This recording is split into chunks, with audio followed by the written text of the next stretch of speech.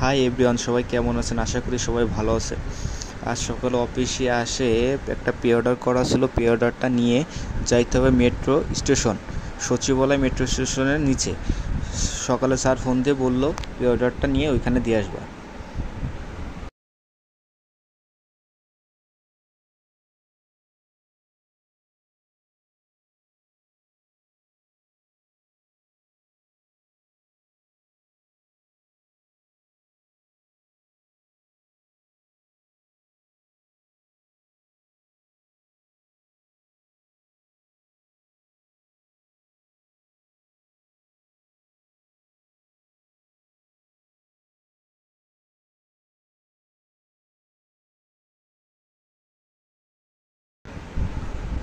এইমাত্র অফিস থেকে বেরোলাম। অফিস থেকে বেরোয় একটা রিক্সা নিয়ে রওনা হবো মেট্রো স্টেশন।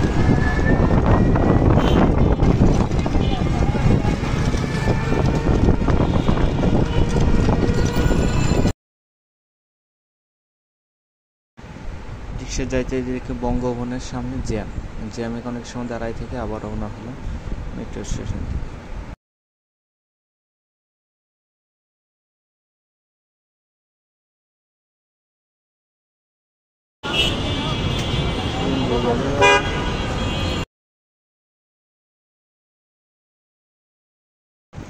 দেখতে দেখতে সচিবালয় মেট্রো স্টেশনের নিচে চলে আসলাম। এখন পে অর্ডারটা দিয়ে অফিসের দিকে আবার চলে যাব।